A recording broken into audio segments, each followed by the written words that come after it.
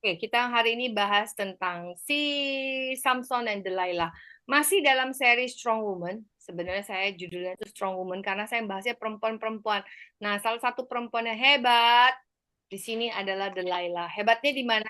Hebatnya bisa menjatuhkan pria yang begitu kuat, yang begitu hebat di zaman itu. Oke, oleh karena itu teman-teman, mari kita membahas Samson and Delilah. Kita akan membahas ceritanya detail karena ini adalah seorang hakim, masih di zaman hakim, belum zaman raja-raja, masih di zaman hakim-hakim. Zaman hakim-hakim itu zamannya kapan sih? Zamannya ketika bangsa Israel sudah keluar dari Israel, keluar dari Mesir, terus mereka masuk ke dalam padang gurun selama 40 tahun. Setelah itu mereka Musa meninggal dan bangsa itu dibawa oleh Joshua masuk ke tanah perjanjian dan Joshua berusaha berperang, bagi-bagi tanah dan setelah 12 suku itu dapat tanah masing-masing, tanah pusakanya, mereka berjaya di tanah masing-masing. Di zaman itulah namanya setelah Yosua, zaman itu tidak ada raja, jadi mereka adanya namanya hakim-hakim. Nah, tugas hakim-hakimnya apa? Tugas hakim menjadi seorang pemimpin. Zaman itu kan belum ada demokrasi, belum ada pemilihan presiden. Jadi waktu itu Tuhan tidak mau sistemnya raja. Tuhan itu mau sistemnya kerajaan orang Israel itu adalah teokrasi. Jadi Tuhan yang menjadi pemimpin gitu loh. Dan Tuhan pilih orang yang dia suka gitu loh.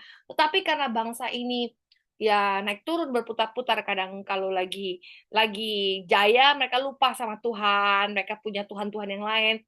Terus nanti dijatuh, Tuhan diemin. Kalau Tuhan diemin berarti tanahnya diambil orang, dijajah, dibully orang. Begitu dibully mereka menjerit-jerit pada Tuhan. Tuhan kirimkan satu orang hakim yang memimpin, yang Tuhan sesuai dengan isi hati Tuhan. Tuhan angkat seorang pemimpin. Biasanya kalimat kata-kata hakim-hakim selalu Tuhan mengangkat orang yang dia suka, diangkat jadi pemimpin. Terus yang bully-bully itu biasa diajak perang sama pemimpinnya itu, si hakimnya itu hebat bisa mimpin. Dan biasanya pemimpin ini mimpin bisa 30-40 tahun. Dan setelah dia meninggal, nanti bangsa ini jatuh lagi. Jadi berputar-putarlah di zaman hakim-hakim sampai akhirnya bangsa ini lelah dan mereka ngotot sama Tuhan mau minta raja. Jadi sebelum zaman raja-raja dan zaman dari Joshua, itulah namanya kitab hakim-hakim. Jadi ada beberapa hakim dan yang kita mau bahas malam ini adalah Samson dan Delilah. Nah, tokoh Samson ini banyak dipakai untuk bikin film dan ceritanya kemana-mana. Jadi ceritanya itu macam-macam, versi bule, versi Italia, versi Indonesia juga ada, ya kan, diperankan oleh zaman dulu. Sama siapa Lani? Benjamin. Benyamin, Oke. Benyamin. Ya. Oleh karena itu teman-teman, mari kita bahas tentang Samson. Saya akan coba bacakan karena ceritanya tuh panjang. Samson ini termasuk hakim-hakim yang memimpin 20 tahun. Tetapi catatannya itu mulai dari bab Hakim-Hakim 13, 14, 15, 16. Jadi ada 4 bab total hanya untuk Samson. Jadi Samson ini termasuk hakim-hakim yang ceritanya paling panjang, ya kan? Terus dia itu hebat, dipilih Tuhan sejak dari lahir. Jadi Samson ini memang punya karunia yang luar biasa. Nanti kita akan bahas pelan-pelan. Oke, karena itu tanpa menunggu-nunggu lagi, mari kita mulai. Lahirnya Samson. Orang Israel melakukan apa pula yang jahat di mata Tuhan. Sebab itu Tuhan menyerahkan mereka ke dalam tangan orang Filistin 40 tahun lamanya. Pada waktu itu ada seorang dari Zora, keturunan orang Dan, namanya Manoah. Jadi suaminya dong punya nama Manoah, istrinya nggak dikasih nama. Istrinya mandul, tidak beranak. Dan malaikat Tuhan menampakkan diri kepada perempuan itu dan berfirman kepadanya, demikian memang engkau mandul, tidak beranak, tetapi engkau akan mengandung dan melahirkan seorang anak laki-laki. Oleh sebab itu, pelihara dirimu. Jangan minum anggur, minuman yang mabukkan, jangan makan sesuatu yang haram, jadi babi gitu nggak boleh ya. Sebab engkau akan mengandung dan melahirkan seorang anak laki-laki. Kepalanya tak akan kena pisau cukur, sebab sejak dari kandungan ibunya, anak itu akan menjadi seorang nazir Allah, dan dia akan mulai menyelamatkan orang Israel dari tangan orang Filistin. Kemudian perempuan itu datang pada suami dan berkata, telah datang kepadaku seorang abdi Allah yang rupanya sebagai rupa malaikat Allah, amat menakutkan. Serem. Tidak kutanyakan dari mana datangnya dan tidak juga diberitahu kepadaku. Tetapi ia berkata kepadaku, engkau akan mengandung dan melahirkan seorang laki-laki. Oleh sebab itu janganlah minum anggur, minuman yang mabukkan, dan jangan makan sesuatu yang haram. Sebab dari kandungan ibunya sampai pada hari matinya, anak ini akan menjadi seorang nazir Allah. Lalu Manoah memohon kepada Allah, katanya, ya Tuhan, berilah kiranya abdi Allah yang kau utus itu datang pula kepada kami dan mengajarkan kami apa yang harus kami perbuat kepada anak yang akan dilahirkan ini. Maka Allah mendengar permohonan Manoah, sehingga malaikat Allah datang pula kepada perempuan itu ketika hidup di padang, dan ketika Manoah suaminya itu ada bersama-sama dengan dia. Oke, sampai di sini ya teman-teman. Pasti bertanya-tanya, apa itu nazir Allah? Kenapa mesti ditentukan dari dalam perut? Jadi dari semua hakim-hakim ya, cuman Samson satu-satunya yang sejak dari dalam perut dia itu sudah dipilih Tuhan. Biasanya kalau hakim-hakim tuh dipilih Tuhan tuh sudah dewasa. Jadi Tuhan menilai dari tanah ini ya semua orang nih ya, mana yang bagus gitu loh. Kayak Gideon dipilih Tuhan, kayak siapa lagi, kayak Deborah dipilih Tuhan. Tapi ini enggak.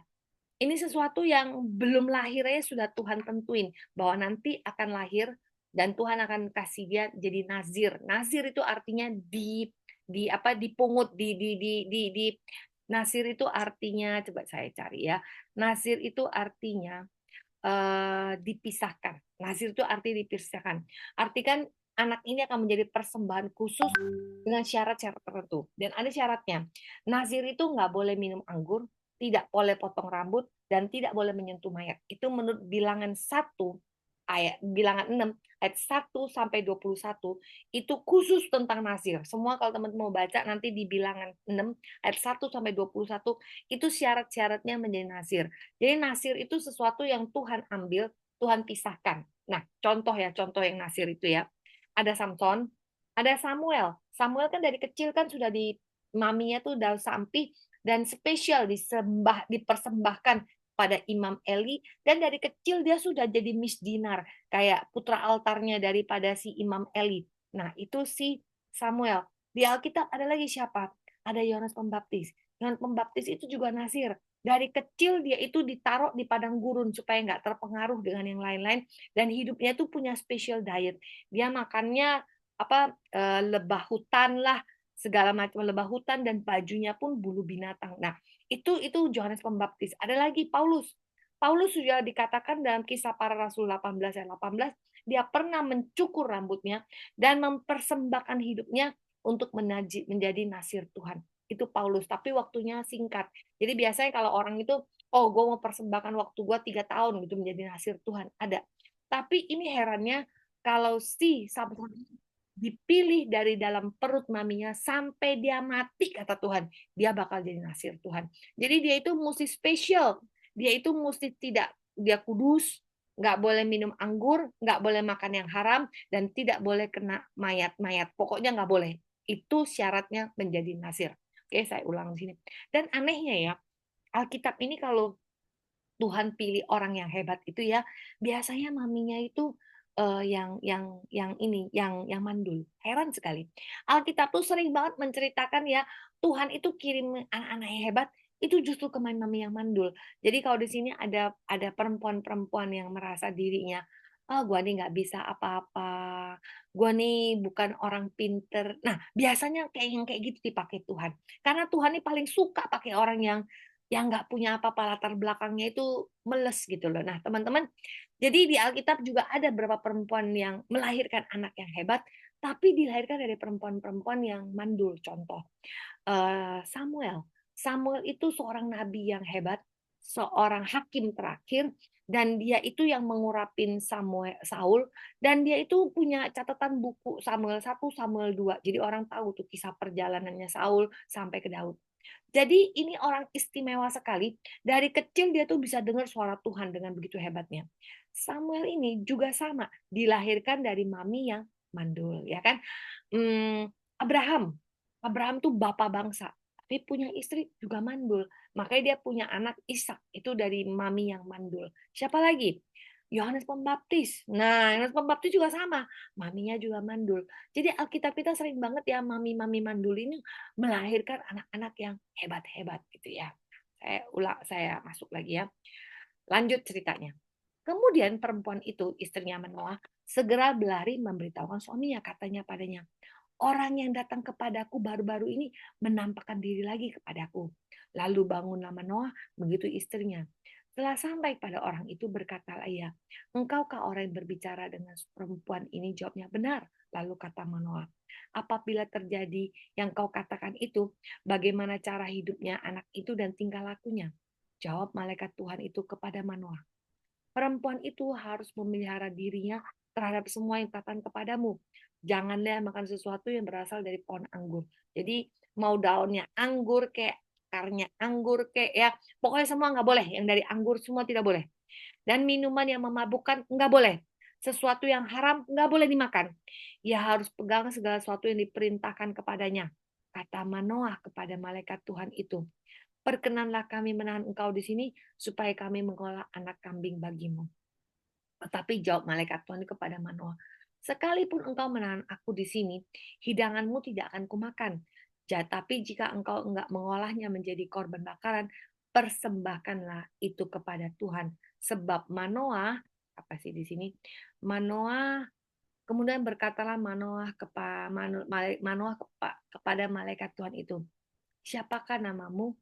Sebab apabila terjadi kau katakan itu, maka kami hendak memuliakan engkau." Tetapi jawab malaikat Tuhan itu padanya, "Mengapa engkau juga menanyakan namaku? Bukankah nama itu ajaib?" Sesudah itu Manoah mengambil seekor anak kambing dan korban sajian, lalu mempersembahkan kepada Tuhan di atas batu. Diperbuatnya keajaiban, sementara Manoah dan istrinya memandanginya, sedang nyala api dari langit turun ke atas mezbah. Maka naiklah malaikat Tuhan itu dalam nyala api mezbah itu. Ketika Manoah dan istrinya melihat hal itu, sujudlah mereka dengan mukanya sampai ke tanah. Sejak itu malaikat Tuhan itu tidak menampakkan diri lagi kepada Manoah dan istrinya. Maka taulah Manoah bahwa dia itulah malaikat Tuhan. Berkatalah Manoah kepada istrinya, "Kita pasti mati, sebab kita telah melihat Allah." Tetapi jawab istrinya kepadanya, "Seandainya Tuhan hendak membunuh kita, maka tidaklah ia menerima korban bakaran dan korban sajian dari tangan kita, dan tidaklah yang memperlihatkan semuanya itu kepada kita. Tidaklah ia memperdengarkan hal-hal demikian kepada kita pada waktu sekarang ini." Lalu perempuan itu melahirkan anak laki-laki dan memberi nama Simson kepadanya. Anak itu menjadi besar dan Tuhan memberkatinya. Mulailah hatinya digerakkan oleh roh Allah. Jadi Samson ini dari lahirnya aja sudah begitu hebat. Dari lahirnya aja dipilih mami yang mandul dari suku Dan. Jadi suku Dan ini bukan suku yang baik-baik ya. Salah satu suku yang nggak terlalu baik. Nanti kalau kita baca berikutnya, suku Dan ini adalah suku yang terhilang, suku yang menjadi penyembah berhala pertama dari 12 suku itu. Yang pertama kali menjadi penyembah berhala adalah suku Dan. Jadi di suku Dan ini nggak dicatat loh Manoah dan istrinya itu orang yang taat, ngerti firman, nggak dicatat. Biasa-biasa aja gitu. Orang biasa-biasa aja. Cuman tempat tinggal mereka dekat ke daerah orang Filistin. Dan Tuhan sengaja memilih perempuan yang mandul. Dan dari perempuan yang mandul inilah, mungkin kalau perempuan mandul tuh ya doanya kenceng kali ya. Doanya disertai dengan berlinang air mata, pengen punya anak ya. Dan Tuhan ketika kasih dia, nggak kira-kira kasih anak yang spesial, seorang Nazir. Oke? Sampai di sini teman-teman ngerti ya artinya Nazir atau Nazirin, artinya anak yang dipisahkan, anak yang dikhusus untuk Tuhan. Dan anak ini memang nggak boleh makan yang haram-haram dan nggak boleh minum yang dari anggur. Yang satu, nggak boleh minum anggur, nggak boleh yang haram, harus hidup kudus dan rambutnya tidak boleh cukur. Itu menurut daripada Bilangan 6 ayat 1 sampai 21. Ada berapa orang yang lahir nazir? Tadi saya ngomongkan ada orang yang dikasih tahu malaikat, ada Sarah, ada orang yang bertemu malaikat nih, perempuan-perempuan yang pernah ketemu malaikat sebelum anaknya lahir. Ada siapa nggak? Ada Sarah. Sarah juga bertemu malaikat sebelum anaknya lahir. Ada Hagar. Hagar juga bicara sama malaikat sebelum anaknya lahir. Istrinya Manoah ini maminya si Samson. Ada Zakaria. Zakaria ini sebelum istrinya hamil, dia tahu duluan karena dia seorang imam, ya kan? Ada Bunda Maria juga ngobrol sama malaikat sebelum anaknya lahir. Ada Yusuf juga bertemu malaikat waktu dia lagi tidur dalam mimpi. Siapa aja sih yang mandul yang dipakai oleh Tuhan? Jawabannya ada Sarah, ada Hana, ada Elizabeth. Dan tiga-tiga perempuan ini semua melahirkan anak yang hebat-hebat. Kenapa? Karena nggak tahu lah ya perempuannya mandul tapi bisa dipakai Tuhan luar biasa. So beberapa teman-teman di sini ya yang susah punya anak, tahu-tahu kita punya anak, percayalah anak Anda akan anak yang luar biasa. Oke, berikutnya.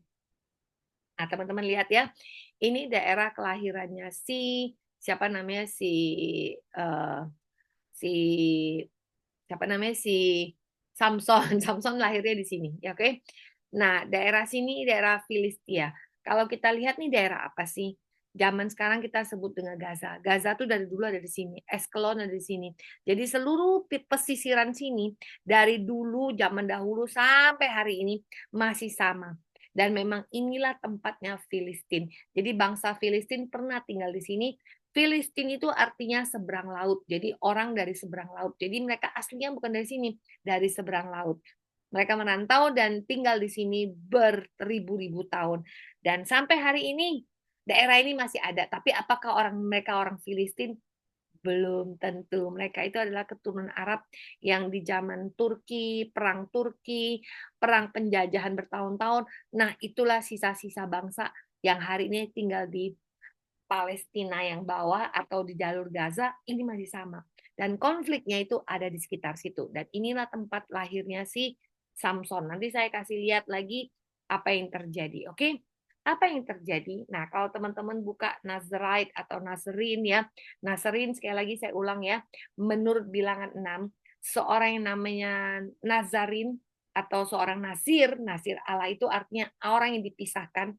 Mereka itu orang yang nggak boleh minum anggur, mereka itu spesial buat Tuhan, entah untuk pelayanan, entah untuk dipakai Tuhan bagaimana, pokoknya seorang nasir itu dipakai Tuhan. Caranya gimana nggak tahu, tapi Alkitab ada berapa orang dicatat luar biasa seperti Samson, seperti Samuel, ya. Ada satu lagi Yohanes Pembaptis, itu seorang nasir. Jadi dari kecilnya dia tuh udah dipakai Tuhan luar biasa. Dan mereka tuh nggak boleh minum anggur, nggak boleh nyentuh mayat, nggak boleh makan yang haram, dan rambutnya nggak boleh dipotong. Kenapa? I don't know. I don't know ya, ada budaya seperti itu. Dan budaya nggak boleh potong rambut ini kalau kita lihat sampai hari ini ada nggak sih di dekat-dekat kita? Ada. Kalau teman-teman perhatiin orang India yang suku Singh, itu yang rambutnya diuntel-untel ke atas itu, mereka juga dari lahir sampai mereka gede, sampai tua, nggak boleh potong rambut. Jadi rambutnya itu yang panjang itu di Sorbonne itu seminggu sekali kalau saya lihat tetangga saya seminggu sekali dibuka, dicuci terus ditutup lagi. Nah, itu saya nggak tahu apa mereka keturunan Nazarite ya sampai hari ini masih ada. Pokoknya mereka nggak boleh potong rambut, oke? Oke, dan ini seperti saya mau cerita tentang Yohanes Pembaptis. Yohanes Pembaptis juga seorang Nazarin. Dia itu istimewa mirip kayak Samson. Sebelum dia lahir, papinya udah ketemu sama malaikat, udah dia ngomongin malaikat, nanti dia bakal punya anak. Dan ketika dia lahir, memang dia itu dipisahkan. Orang tuanya merantau sampai ke padang gurun supaya anak ini tidak ada pengaruh. Memang anak ini spesial buat Tuhan. Oke, berikutnya. Oke. Kalau seseorang itu menjadi seorang nasir, saya kasih tahu ya, seorang nasir, dia itu harus mengambil sumpah seorang nasir. Dan kalau dia udah sumpah biasanya itu atas keinginan sendiri dia bersumpah, gua mau menjadi seorang nasir gitu loh. Diri saya itu mau dipakai Tuhan. Sehingga biasanya mereka dari rambut, nggak boleh minum wine, dan harus hidup kudus ya. Dan biasanya kalau udah bersumpah itu harus dipenuhi. Nah, bagaimana kalau misalnya dalam perjalanannya menjadi seorang nasir, tahu-tahu mereka itu kepegang mayat gitu gimana? Nah, Alkitab mengatakan di Bilangan 6 dijelaskan, kalau sampai mereka kesentuh mayat atau keminum yang haram, mereka itu boleh restart, boleh ulang lagi, boleh cukur rambutnya lagi, terus di restart lagi, jadi purified lagi, minta ampun sama Tuhan dan restart lagi. Itu menurut Ulangan 6. Sampai sini teman-teman ngerti ya. Nah, mari kita masuk ceritanya lebih lanjut setelah Samson besar. Ternyata anak yang mau dipakai Tuhan ini anak yang baikkah, anak yang ajaibkah, anak yang seperti apa? Ketika Yohanes Pembaptis itu dari dalam perut aja udah spesial, bapak itu atau bisu, terus bapaknya bisa ngomong setelah anaknya lahir. Dan ketika itu tangga-tangga di Alkitab bilang ini, tangga-tangga pada ngomong gini, wah ini anak ya besarnya nanti kayak apa ya? Dan semua orang wondering, anak gedenya kayak apa ya? Ternyata setelah dia besar, aduh dia galaknya minta ampun. Dia menjadi Yohanes Pembaptis yang berseru-seru di padang gurun, luruskan jalan buat Tuhan. Terus kalau dia ketemu orang Farisi, hei lu, keturunan ular beludak, lu pikir lu bisa escape dari dosa yang menimpa lu, bla bla bla bla. Dan dia menjerit-jerit gitu, orang benar-benar takut loh, sampai memberikan diri dibaptis. Nah, itu Yohanes Pembaptis. Dia itu apa ya, punya suatu karisma yang membuat orang itu bertobat gitu ya. Nggak marah lah. Orang Farisi dibilang keturunan ular bludak malah nggak marah, malah ngantri minta dibaptis. Nah, itulah spesialnya Yohanes Pembaptis. Nah, kita akan bahas tentang Nazirin yang namanya Samson, yang dipilih dari dalam perut, mirip kayak Yohanes Pembaptis. Apa yang terjadi? Mari kita baca ya. Perkawinan Samson dan teka-tekinya. Simpson pergi ke Timah. Di situ ia melihat seorang gadis Filistin. Ia pulang dan memberitahu kepada ayah ibunya. Di Timah aku melihat seorang gadis Filistin. Tolonglah ambilkan dia menjadi istriku.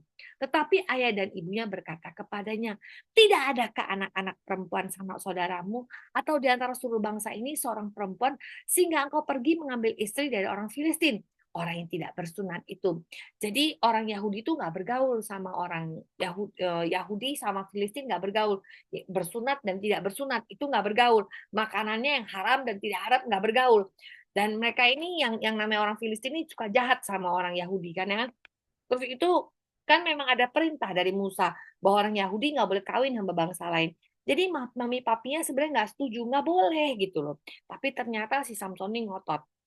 Apa yang terjadi saya baca lagi. Tetapi jawab Samson kepada ayahnya, ambillah dia menjadi bagiku, sebab dia kusukai. Tetapi ayah dan ibunya tidak tahu hal itu datang dari Allah asalnya. Sebab memang Simpson harus mencari gara-gara terhadap orang Filistin. Karena pada masa itu orang Filistin menguasai orang Israel. Lalu pergilah Simpson beserta ayah dan ibunya ke Timnah. Ketika mereka sampai di kebun anggur di Timnah, maka seekor singa muda mendatangi Samson dan mengaum. Pada waktu itu berkuasalah roh Tuhan atas dia. Sehingga singa itu dicabik-cabiknya seperti orang mencabik anak kambing. Tanpa apa-apa di tangannya. Tetapi tidak diceritakan kepada ayah ibunya apa yang dilakukannya. Maka pergilah ia ke sana, lalu bercakap-cakap dengan perempuan itu. Sebab Simpson suka sekali kepadanya. Setelah beberapa waktu, kembalilah ia ke sana untuk kawin dengan perempuan itu. Dan ketika ia menyimpang dari jalan untuk melihat bangkai singa itu, tampaklah kawanan lebah pada kerangka singa itu dan juga madu. Dikeruknya madu itu ke dalam tangannya, dan sambil memakannya ia berjalan terus. Kemudian pergilah ia kepada ayah ibunya dan memberikannya kepada mereka. Lalu mereka memakannya. Tetapi mereka tidak diceritakan pada mereka bahwa batu itu dikeruk dari kerangkanya singa. Ingat ya, seorang nasir tidak boleh memegang mayat. Ya ini mayatnya singa dipegang dan dia minum madunya. Ya oke, harusnya tidak boleh. Makanya dia nggak cerita ke orang tuanya. Kalau orang tuanya tahu pasti dimarahin. Nggak boleh karena orang tuanya tahu aturan bahwa dia ini seorang nazir. Dari kecil aja maminya nggak minum anggur, nggak pegang-pegang mayat, mungkin nggak ke rumah orang-orang meninggal pun mereka tidak datang melayat. Ini lagi ketika singa itu mati, dia makan madu dari mayatnya singa. Terus ya, saya terusin bacanya ya. Ini orang-orang wajahnya kemana sih pada hilang? Setelah ayahnya pergi kepada perempuan itu, Simpson mengadakan perjamuan di sana. Sebab demikianlah biasanya dilakukan oleh orang muda. Ketika mereka melihat itu, dipilihnya 30 orang kawanan untuk menemani dia. Kata Simpson kepada mereka. Jadi dipilihlah 30 orang. Jadi 30 bestmen ya. Jadi dia kawin sama perempuan Filistin itu waktu lagi pesta, dipilihlah 30 laki-laki jadi bestmennya. Terus dia ngomong teka-teki pada orang-orang ini. Aku mengatakan suatu teka-teki kepada kamu. Jika kamu dapat memberi jawab kepadaku dalam 7 hari, jadi perjalanan perkawinan itu ada 7 hari pesta kawin. 7 hari itu kalau lu bisa jawab ya dalam 7 hari, aku kasih teka-teki, maka ya katanya gini ya, selama 7 hari perkawinan berlangsung dan menebaknya, maka aku memberikan padamu 30 pakaian linen dan 30 pakaian kebesaran. Jadi kalau aku ada teka-teki, kalau kamu bisa jawab, aku kasih 30 baju. 30 baju lenan dan 30 baju kebesaran. Kalau kamu bisa jawab. Tapi kalau kamu nggak bisa jawab, kamu yang kasih aku baju. Gitu loh kira-kira. Maka kamulah yang harus memberi aku 30 pakaian dan 30 pakaian kebesaran itu. Kata mereka kepadanya. Katakanlah teka-teki itu supaya kami dengar. Lalu katanya kepada mereka, dari makanan keluar makanan. Dari yang kuat keluar manisan. Ada 3 hari lamanya mereka tidak memberikan jawaban teka-teki itu. Pada hari ketujuh, berkatalah mereka kepada istri Samson, bujuklah suamimu, supaya diberitahukan kepada kami jawaban teka-teki itu. Kalau tidak, kami akan membakar engkau dan seisi rumah ayahmu. Apakah engkau mengundang kami untuk membuat kami menjadi miskin? Tidak, bukan. Lalu menangislah istri Samson itu sambil berkata, orang-orang sebangsaku, tetapi jawabnya tidak kuberitahu kepadamu. Sahutnya kepadanya. Sedangkan kepada ayahku dan ibuku tidak kuberitahukan. Masakan engkau akan kuberitahukan. Jadi dia minta tolong kepada Samson istrinya. Tapi Samson nggak mau ngomong. Tetapi istrinya itu menangis di sampingnya selama 7 hari mereka mengadakan perjamuan itu. Pada hari ketujuh diberitahukanlah kepadanya. Karena ia merengek-rengek kepadanya. Kemudian perempuan itu memberitahukan jawaban teka-teki itu kepada orang bangsanya. Lalu pada hari ketujuh itu sebelum matahari terbenam, berkatalah orang kota itu kepadanya, apakah yang lebih manis daripada madu? Apa yang lebih kuat daripada singa? Sahutnya kepada mereka, kalau kamu tidak membajak dengan lembu betinaku, kamu pasti tidak menebak teka-tekiku. Artinya gini, kalau lu nggak nanya kepada istriku, pasti lu kagak tahu. Maka Samson bilang, Samson marah kan? Maka berkuasalah roh Tuhan atas dia. Lalu pergilah ia ke Eskelon. Dibunuhnya 30 orang di sana. Diambillah pakaian mereka, dibawakanlah baju-baju kebesaran itu dan diberikan kepada orang yang menjawab teka-teki itu. Tetapi amarahnya masih menyala-nyala. Jadi dia marah sekali sama istrinya. Dan pulanglah ia ke rumahnya dan apa sih nggak bisa dibaca ini.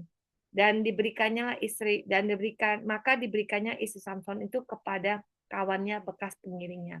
Jadi habis pesta kawin itu Samson bukan tidur sama istrinya, dia pulang ke rumahnya saking marahnya. Dan papinya habis pesta kawin, istrinya nggak diserahkan kepada Samson, tapi diserahkan kepada basementnya, temennya yang lain, yang orang Filistin. Maka Samson marah sekali, dia merasa dikhianatin oleh istrinya, ya kan? Dan itu apa yang terjadi? Nah, ini yang terjadi. Samson balas dendam. Nah, ini Tuhan sengaja membiarkan Samson mencari gara-gara. Tapi nanti jadi kebablasan. Mari kita baca lagi ya. Beberapa waktu kemudian, dalam musim menuai gandum, pergilah Samson mengunjungi istrinya dengan membawa seekor anak kambing serta berkata, aku mau ke kamar mendapatkan istriku. Tetapi ayah perempuan itu tidak membiarkan dia masuk. Kata ayah perempuan itu, aku telah menyangka engkau benci sama sekali kepadanya. Sebab itu aku memberikannya kepada kawanmu. Bukankah adiknya lebih cantik daripadanya? Baiklah kau ambil bagimu sebagai gantinya. Jadi bapaknya bilang, istri lu udah gue kasih ke temen lu. Siapa suruh lu honeymoon gak datang di sini. Jadi kalau lu mau lu ambil adiknya. Lalu kata Samson kepadanya, sekali ini aku tidak bersalah kepada orang Filistin, apabila aku mendatangkan celaka kepada mereka. Lalu pergilah Samson, ditangkapnya lah 300 anjing hutan. Diambilnya obor, diikatnya ekor binatang itu dua-dua. Di antara dua binatang ada satu obor. Dan kemudian dinyalakanlah obor itu, dan dilepaskanlah anjing-anjing hutan itu ke ladang gandum. Sehingga gandum-gandum di kampung itu semua kebakar. Semua kan lagi panen. Yang tumpukan-tumpukan gandumnya dan pohon zaitun semua kebakar. Gara-gara ulahnya siapa si Samson. Jadi Samson marah, istrinya diambil, dikasih ke basementnya. Terus gara-gara orang yang dia membunuh orang, jadi dia kesel, dia ikatlah anjing-anjing itu 300 ekor, lu bayangin. Jadi kira-kira satu kampung itu kebakar semua hasil panennya. Apa yang terjadi? Berkatalah orang Filistin, siapakah yang melakukan ini? Orang itu menjawab, ini kerjaannya Samson, menantu orang Timna itu, sebab mereka telah mengambil istri Samson dan diberikan pada temannya. Maka pergilah pergilah orang Filistin ke sana dan membakar. Jadi gini loh ceritanya. Setelah satu kampung itu dibakar sama Samson, itu ladang-ladangnya, maka orang kampung itu marah sekali. Karena mereka marah sekali karena hasil ladangnya dibakar oleh Samson, apa yang dia bikin? Bapak emak dari perempuan itu dibakar semua satu rumah hidup-hidup sama dia. Jadi dibunuh sama dia. Lalu berkatalah Samson kepada mereka, jika kamu berbuat demikian, sesungguhnya aku tak akan berhenti sebelum aku membalas kepada kamu. Dan dengan pukulan yang hebat, ia meremukkan tulang-tulang mereka. Lalu pergilah ia dan tinggal. Jadi dia itu marah sekali. Digebukinlah orang satu kampung itu dengan tulang rahangnya binatang. Dia gebukin satu kampung. Hebat ya. Kalau kita nonton film India ya teman-teman ya. Film India itu hebat-hebat. Biasa kalau India ngomong Tamil ya. Terutama India yang ngomong Tamil. Pada nggak pernah nonton film India kali ya. Kalau nonton film India tuh ya, satu cowok ya bisa mukulin orang sekampung, tetap masih hidup. Orang sekampung udah babak belut. Nah, itu film India. Di sini kisah Samson, Samson itu ngelawan orang satu kota dan menang lagi. Digebukinnya orang satu kampung itu hanya dengan tulang. Hebat. Setelah digebukin semua apa yang terjadi? Setelah berbuat begitu, apa yang terjadi? Eh, Dan dengan pukulan yang hebat, ia meremukkan tulang-tulang mereka. Lalu pergilah ia dan tinggal di goa di bukit batu Etam. Lalu majulah orang Filistin dan berkemah di daerah Yuheda, serta memancar ke Lehi.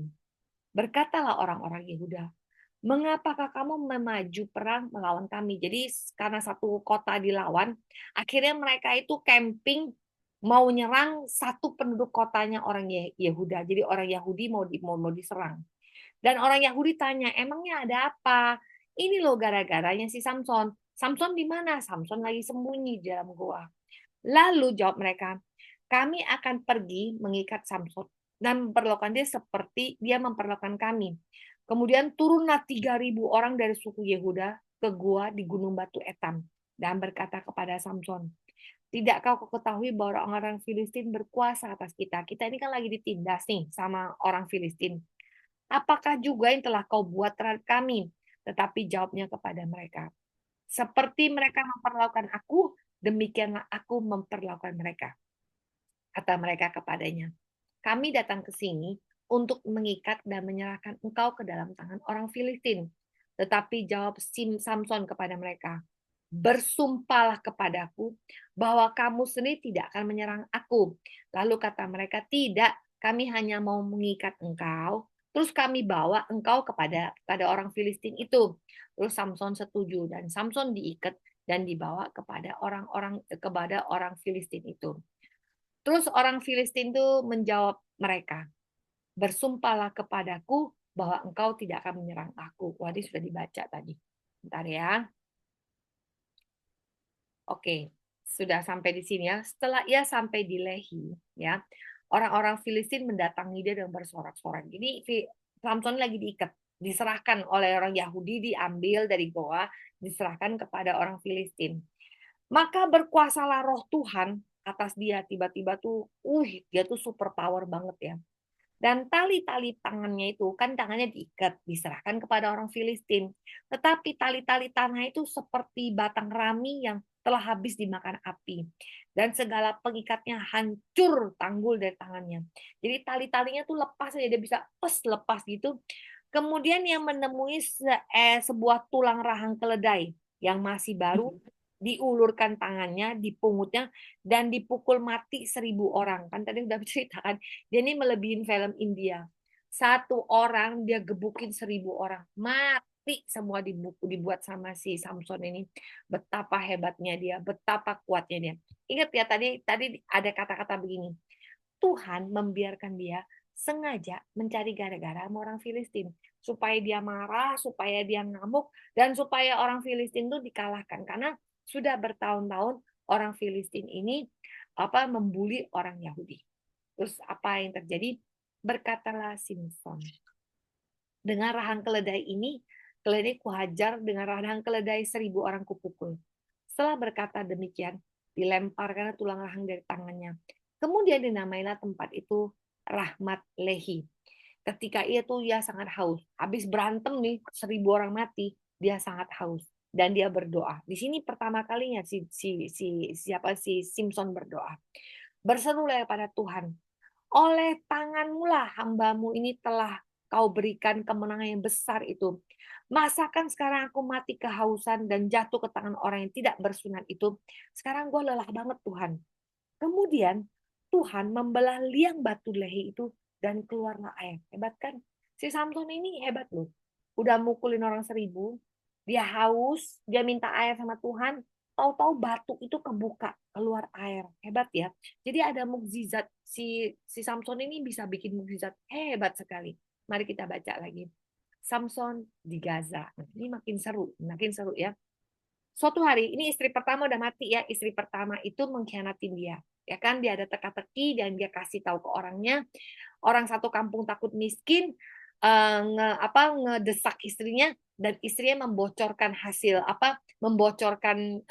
membujuk si Samson untuk kasih tahu rahasia teka-teki itu. Setelah dikasih tahu, ternyata orang satu kampung itu menang. Membuat teka-teki menang dari Samson. Dan Samson terpaksa membunuh orang untuk ngambilin baju yang jadi bahan hadiah itu. Terus akhirnya jadi perang besar dan akhirnya 1.000 orang mati. Oke, sudah. Sekarang kisah berikutnya. Suatu kali, ingat ya, Samson itu seorang nazir Allah. Seorang nazir itu nggak boleh minum minuman keras, nggak boleh sentuh mayat, rambutnya nggak boleh dipotong, dan harus hidup kudus. Dan nggak boleh, nggak hidup kudus kan? Sudah berapa yang dilanggar sama Samson dari tadi? Samson itu sudah kawin sama perempuan yang enggak yang bukan sebangsanya. Samson itu sudah makan madu dari binatang yang sudah mati, udah nyentuh mayat. Samson itu sudah minum-minum, kan di pesta kawinnya pasti mabok-mabok ada minum-minum. Jadi sudah 2 yang dilanggar oleh Samson. Mari kita lihat berikutnya. Suatu hari, ketika Samson pergi ke Gaza, dilihatnya di sana ada perempuan sundal. Jadi ada pelacur di situ, ya. Lalu menghampiri dia. Ini Samson makin gila aja. Pertama dia main sama perempuan yang bukan orang sebangsanya yang memang dilarang. Sekarang dia main gila lagi sama pelacur, ya, oke? Kemudian diberitahukan kepada orang-orang di Gaza. Samson sudah datang ke sini. Mereka mengepung tempat tidur dan siap menghadang dia semalam-malaman di pintu gerbang kota. Ingat ya, orang di kota itu benci banget karena dia udah berhasil membunuh 1.000 orang. Banyak yang dendam sama dia ya. Dan siap menghadang dia semalam-malaman di pintu gerbang kota itu. Tetapi semalam-malaman mereka tidak dapat berbuat apa-apa karena pikirnya nanti pada waktu fajar kita akan bunuh dia. Apa yang terjadi? Samson tidur di situ sampai tengah malam. Pada waktu tengah malam bangunlah ia, dipegangnya kedua pintu gerbang kota itu dan kedua pintu gerbang itu dicabutnya semua beserta palang-palangnya dan diletakkan di atas bahunya. Semuanya diangkut ke puncak gunung berhadapan dengan Hebron. Oh, gila ya. Jadi dia itu dihadang orang semalaman. Malah dia nggak takut. Dia malah cabut itu pintu gerbang. Saya mau kasih tahu teman-teman. Pintu gerbang itu tebel apa enggak? Pasti tebel. Kalau kita nonton film silat ya, film silat-silat ya. Biasanya nama film pintu gerbang tuh, aduh, saking tebelnya biasanya sampai harus pakai, orang itu mesti pakai balok itu untuk balok yang gede untuk menghancurkan pintu gerbang kota. Dan dia cuma cabut, dicopot dan dibawa ke atas gunung. Saking kuatnya Samson itu, udah bukan main kuatnya. Ingat ya, Samson itu dari Jorah. Dia ke Timah, dapat cewek satu yang jadiin bininya. Akhirnya bini ini mati dibakar orang sekampung dan dia balas dendam dengan rahang keledai dan matilah 1.000 orang. Kejadian di sini. Terus dia pergi ngambil baju di Eskelon kan, ngambil baju yang teka-teki itu bayar ke sini. Dan setelah itu dia pergi lagi ke Gaza. Sekarang dia pergi ke Gaza dan ketemu pelacur di situ ya. Gaza ini tempat yang sekarang yang lagi heboh heboh di Gaza, lagi perang, tempat yang banyak kerusuhan dan tempat yang susah itu di Gaza. Dan di Gaza inilah dia ketemu sama Delilah, dia ketemu sama pelacur di sini kan. Nah, di sini kejadiannya. Saya baca lagi ya. Saya lanjutkan kisahnya ya. Sesudah itu, Samson jatuh cinta pada seorang perempuan di lembah sore namanya Delilah. Ini perempuan lain lagi. Tadi pelacur, sekarang pelacur yang lain lagi ya. Ingat dia tidur sama ini perempuan yang kedua yang dia tidurin. Lalu datanglah raja-raja Filistin kepada perempuan itu dan berkata, cobalah bujuk dia untuk mengetahui apakah kekuatan sedemikian besar itu dan apakah kami dapat mengalahkan dia dan mengikatkan dia dan menundukkan dia. Jadi orang-orang penasaran. Orang yang hebat itu biasanya pasti ada kelemahannya. Coba tanyain kelemahannya apa gitu loh. Maka kami masing-masing akan memberikan engkau 1.000 uang perak kepadamu. Lalu berkatalah Delilah kepada Simson, ceritakanlah kiranya kepadaku, apakah kekuatanmu demikian besar dan dengan apakah engkau harus diikat untuk ditundukkan? Jawab Simson kepadanya, jika aku diikat dengan 7 tali busur yang baru dan sebelum kering, maka aku akan menjadi lemah dan seperti orang lain manapun. Lalu raja-raja kota Filistin membawa 7 tali busur baru yang belum kering kepada perempuan itu.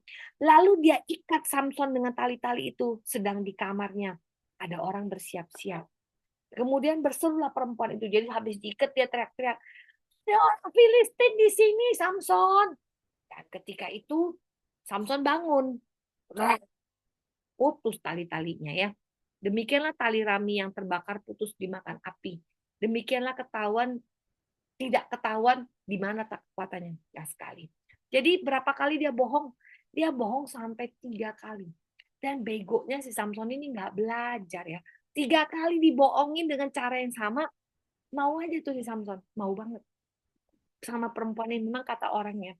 Laki-laki hebat itu ya, sukanya jatuh sama perempuan yang jatuh sama perempuan. Harta, tata, apalagi ya? Harta, tata, apa Andre? Wanita. Wanita. Dan nggak kira-kira jatuhnya sama perempuannya itu yang Delilah ya. Delilah ini pelacur hebat, pelacur terkenal ya. Dan dia jatuh benar-benar karena perempuannya 3 kali dibohongin, 3 kali ketahuan, tetap aja mau gitu. Begonya minta ampun ya. Nah, saya ulangin ya.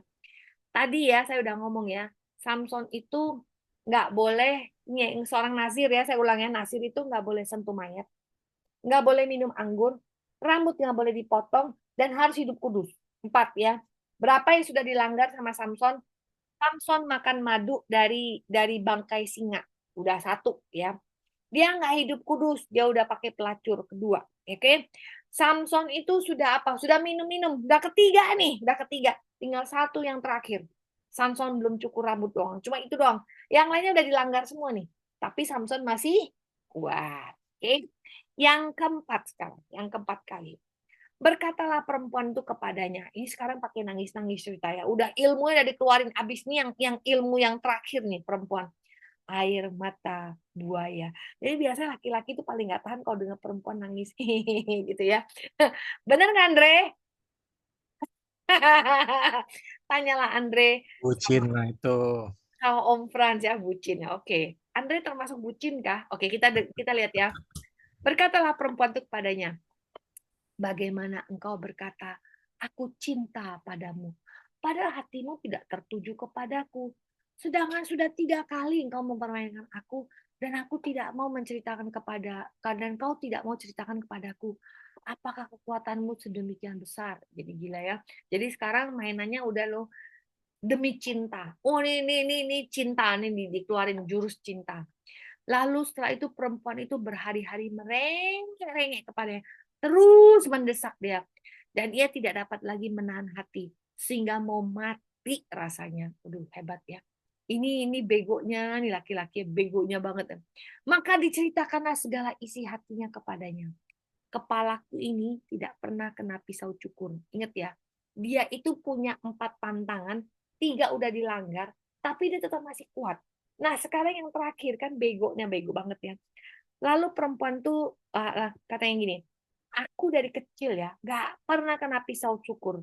Sebab sejak dari kandungan ibuku, aku ini seorang nazir Allah. Jika kepalaku dicukur, maka kekuatanku akan lenyap daripadaku dan aku akan menjadi lemah seperti orang-orang lain. Sekarang saya tanya teman-teman ya.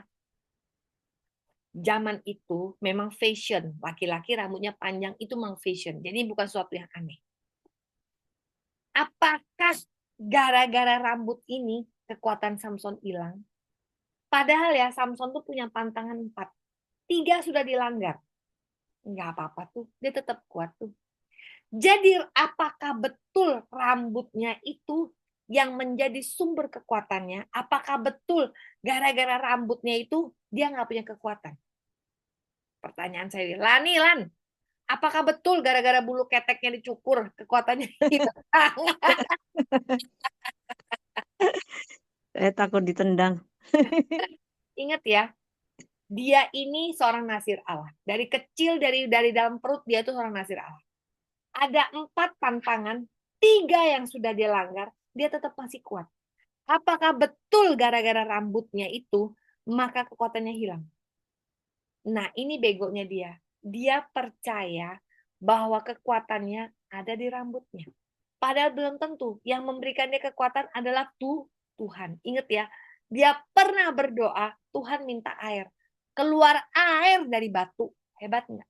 Hebat ya. Tuhan itu memang pilih dia jadi seorang yang istimewa.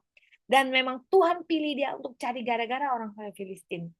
Apakah si Benjamin Netanyahu juga orang pilihan Tuhan untuk mencari gara-gara? Kita tidak tahu. Apakah si Donald Trump dipilih Tuhan juga untuk mencari gara-gara? Kita tidak tahu. Kita tidak tahu. Itulah rahasianya Tuhan. Oke, saya balik lagi ya. Ketika dilihat segala isi hati yang diceritakan kepadanya, maka disuruhlah memanggil raja-raja kota orang Filistin, katanya. Sekali lagi datanglah kemari, sebab ia telah menceritakan kepadaku seluruh isi hatinya kepadaku. Lalu datanglah raja-raja kota orang Filistin kepadanya sambil membawa uang itu. Jadi dikasih duit. Sesudah itu dibujuknya lah, ayo dong bobok di sini. Tidurlah di pangkuannya. Lalu dipanggillah orang, disuruhlah mencukur ke 7 rambut jalinnya. Jadi si Samson ini punya 7 rambut yang dijalin. Rambutnya 7 dijalin ya. Sehingga mulailah Samson ditundukkan perempuan itu, sebab kekuatannya telah lenyap daripadanya. Lalu berserulah perempuan itu, orang Filistin menyegar engkau, Samson. Lalu terjagalah dari tidurnya, sebab seperti yang sudah-sudah aku akan bebas dan meronta lepas.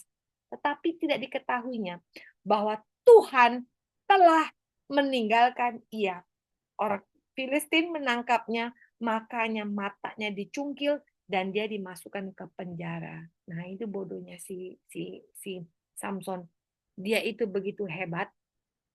Dia itu punya 4 pantangan, 3 sudah dia langgar, dia nggak apa-apa. Tapi dia percaya kalau rambutnya hilang, kekuatannya hilang.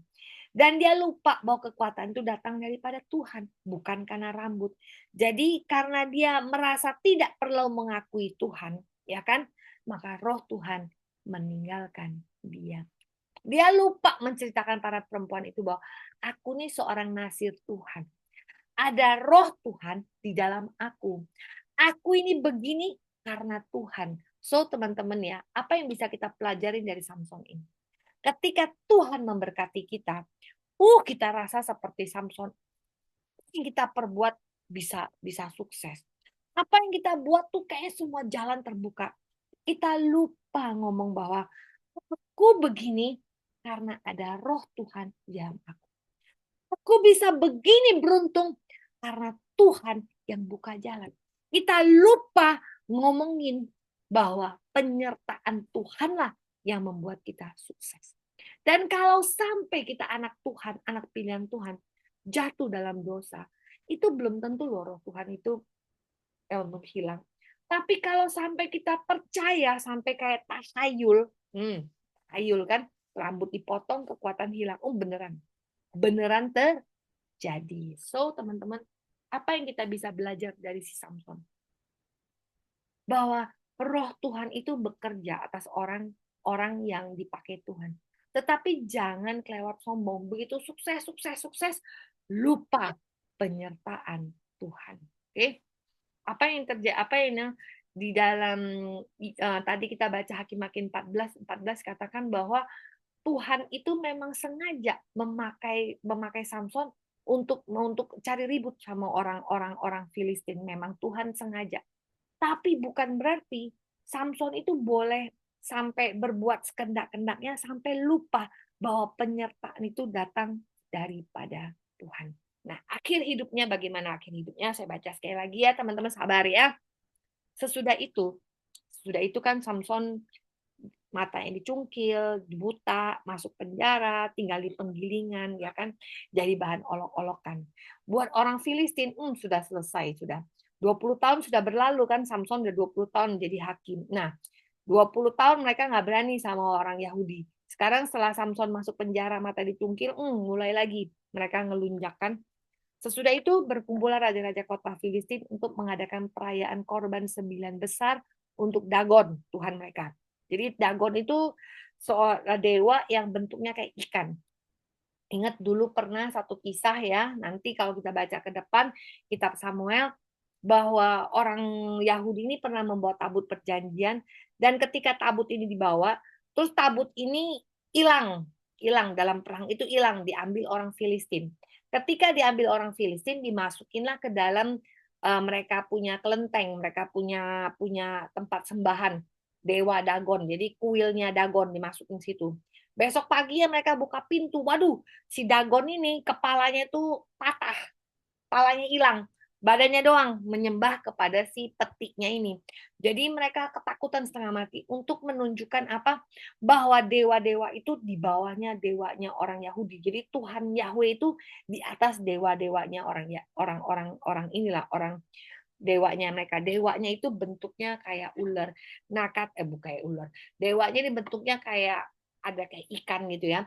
Dan Dagon ini kalau nggak salah adalah bapaknya Baal. Jadi kalau Baal itu dewa sesembahan orang Kanaan, dewa kesuburan. Nah, Dagon ini bapaknya. Kira-kira begitu. Dan mereka lagi pesta besar di kuilnya Dagon. Telah kuserahkan oleh Allah kita ke tangan kita Samson. Jadi mereka tuh lagi wah senang gitu loh sama dewanya. Nih si Samson nih diserahkan kepada kita karena Dagon nih, karena jasanya Tuhan kita nih, Tuhannya mereka itu dewa si Dagon itu. Ketika orang banyak melihat Samson, mereka memuji Allah mereka sambil berseru, telah diserahkan oleh Allah kita ke dalam tangan kita, musuh kita, perusak tanah kita, yang telah membunuh banyak teman kita. Oke.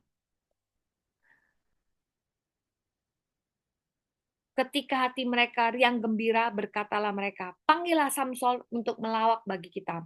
Samson dipanggil dari penjara. Lalu ia melawak di depan mereka. Kemudian mereka menyuruh dia berdiri di antara tiang-tiang.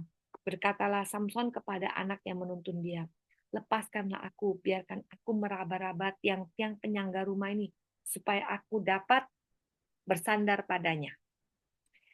Apapun gedung itu penuh dengan laki-laki dan perempuan. Segala raja kota orang Filistin ada di sana. Dan di atas sotoh itu ada kira-kira 3.000 orang perempuan dan laki-laki yang menonton Samson.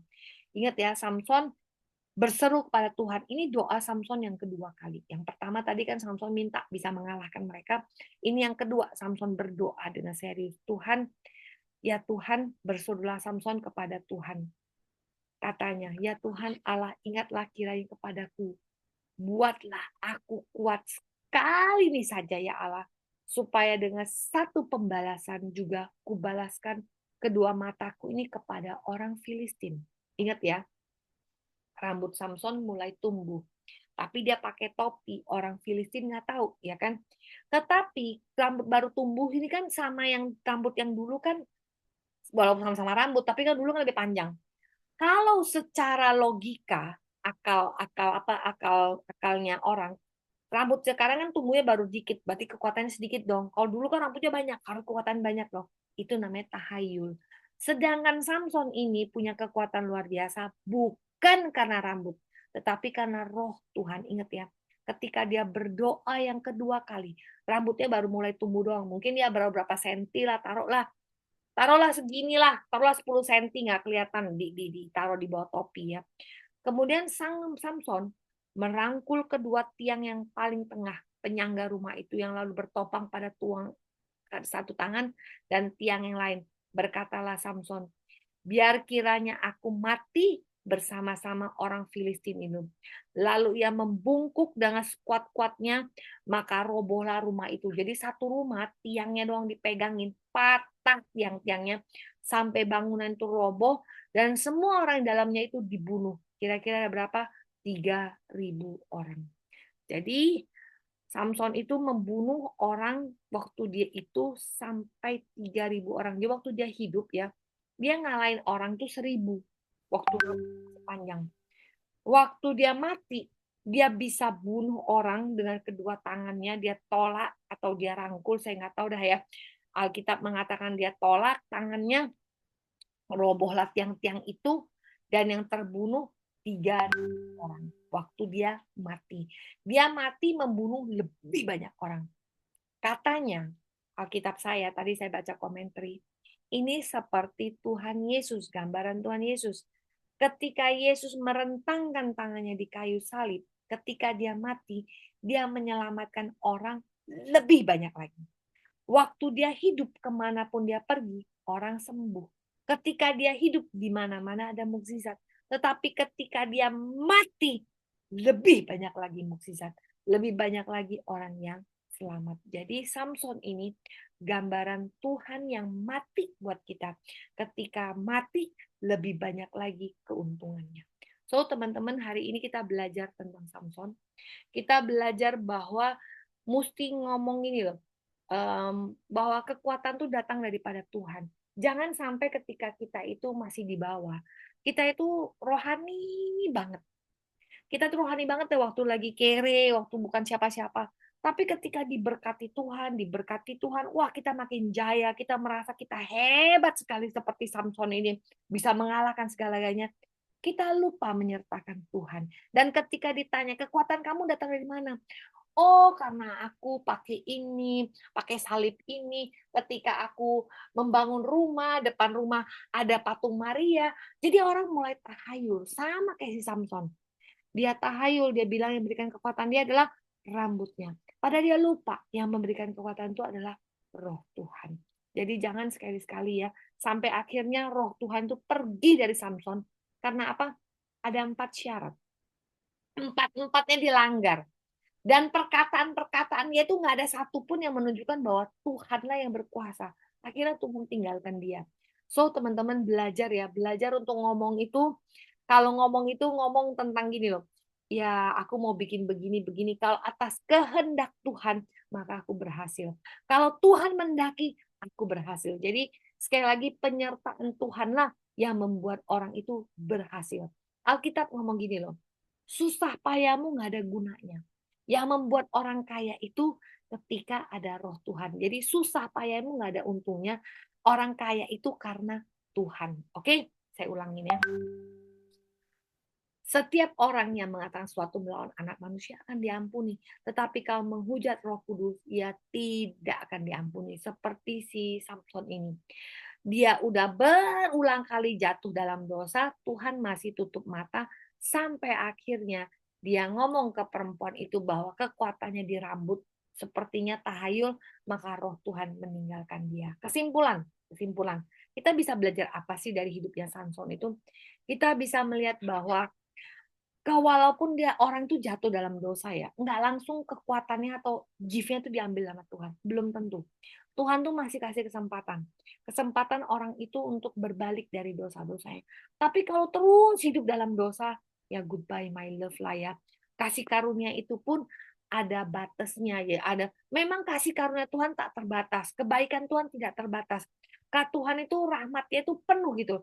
Tapi jangan mempermainkan kasih karunia Tuhan. Suatu hari kalau Tuhan berbalik, habislah kita ya. So kasih karunia besar tuh harus disertai dengan rasa takut. Sekali Tuhan memberikan pemberian itu tetap ya. Nggak karena berdosa sedikit pemberian itu hilang. Nggak seperti itu. Tetapi jangan sampai berulang-ulang kali menyakiti hati Tuhan. So suatu hari kalau roh Tuhan berbalik, maka goodbye my love. So saya rasa hari inilah tentang si Samson. Semoga memberkati. Silakan kalau ada pertanyaan atau mau ada komen, saya persilahkan.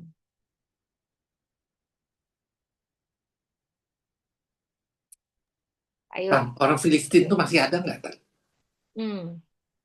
Harusnya orang Filistin itu sudah musnah karena namanya Daud. Nanti kan ada Daud kan.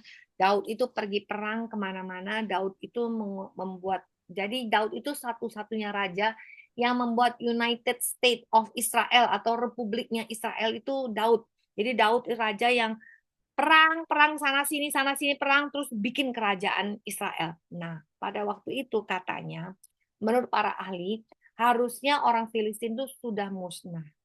Sudah musnah dan orang Filistin zaman now, Palestina zaman now tuh orang yang mana? Nah, setelah zaman Daud itu sudah musnah, zaman raja, terus raja-raja ini ada yang jatuh dalam dosa, terutama Salomo, istrinya banyak.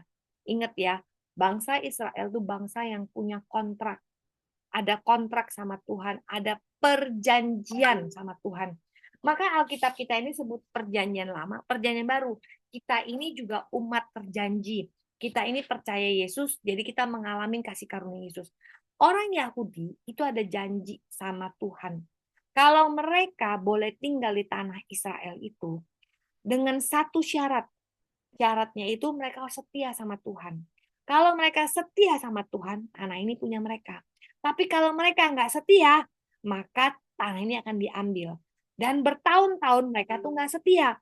Dari zaman raja-raja mereka tuh jatuh dalam dosa terus itu. Dari zaman hakim-hakim udah jatuh-jatuh dalam dosa sampai ke zaman raja-raja jatuh. Terus nanti ya zaman raja-raja ya Tuhan kirimkan namanya nabi. Nabi itu muncul banyak. Nabi kasih peringatan terus sampai akhirnya Tuhan tuh bohong. Betul-betul nggak bisa diomongin. Kerajaan dibagi dua, sama makin gila, makin yang utara makin gila menyembah menyembah apa dewa-dewa makin gila. Saking bohwatnya Tuhan, setelah sekian ratus tahun, Tuhan akhirnya kirim nabi kasih warning, warning, warning, warning, warning. Kan kayak main sepak bola kan. Kartu kuning, kartu kuning, kartu kuning. Terakhir udah bohwat kasih kartu merah. Maka mereka dibuang masa pembuangan. Masa pembuangan itu terjadilah kawin campur. Makanya kalau zaman Yesus orang Samaria itu orang apa? Itu orang yang udah kawin campur. Nah, yang masih murni itu yang selatan. Oke, suatu hari setelah mereka diangkut pembuangan, mereka pulang. Pulang dan bangsa ini bertobat sebentar. Terus jatuh lagi dalam dosa.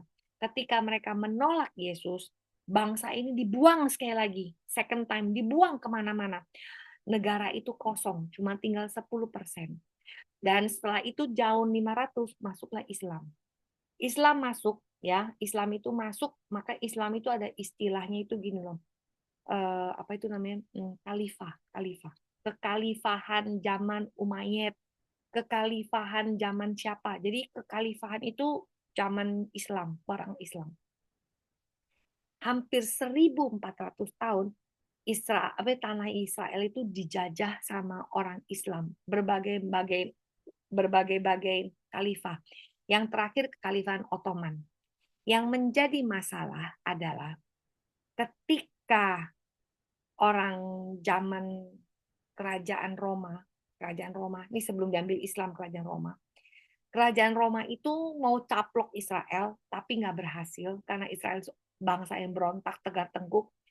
Maka untuk menyakiti hati bangsa Israel, karena mereka penjajah, dinamakanlah tanah itu bukan tanah Israel. Tanah itu dinamain Syrophoenia, apalah nama Filistin gitu loh, nama Filistin Syrophoenia apa gitu. Dengan datang berbagai-bagai bangsa, nama itu dipertahankan, dinamakan Filistin. Kenapa dikasih nama Filistin? Sengaja nyakitin hati orang Israel, dikasih nama Filistin. Dengan berbagai-bagai ribuan tahun, tanah itu jatuh ke tangan berapa kali ganti nama, tetap tetap nanti balik lagi ke nama Filistin. Suatu hari ketika Perang Dunia Pertama, ketika orang apa itu namanya orang yang diambil oleh Perang Dunia Pertama yang dimenangkan oleh Inggris. Ketika Inggris ambil tanah itu, Inggris ini punya kebiasaan suka bagi-bagi tanah. Ingat ya, Inggris itu ngambil tanah di mana India. India kan dibagi-bagi. Ada Pakistan lah, Bangladesh lah. Ah itu gayanya orang Inggris. Ketika dia ngambil tanah itu, dia itu mau kasih ke orang Israel. Tapi tanah itu sudah dikuasai 1.400 tahun sama orang Islam. Jadi banyak sekali orang Islam, orang Arab di situ. Orang Arab, terus ada orang Armenia, ada orang Yahudi, dan ada 4 bangsa yang gede. Seperti Singapura ada 4 bangsa, di sana juga ada 4 bangsa yang gede. Dan karena bingung sama si siapa British itu, tanah itu dibagi dua. Satu miliknya orang Yahudi, separuh lagi milik orang Arab. Tetapi tanah itu nggak pernah diganti, namanya tetap dipertahankan, namanya Palestina. Yang akhirnya orang pikir sampai hari ini, itulah bangsa Filistin. Bangsa Filistin itu tidak pernah ada karena duitnya nggak ada, negaranya nggak ada, dan mereka itu ada di zamannya sebelum Daud, masih primitif. Jadi belum punya United States of Nation, nggak ada. Punya mata uang koin, nggak ada. Semua nggak ada. Jadi sekali lagi, Filistin itu bangsa yang ada, punah. Dan karena punah sampai hari ini namanya ada, tapi bukan itu orangnya. Mabok ya, Ko Anton. Penjelasannya terlalu panjang, Kak. Ko Antonnya freeze. Halo.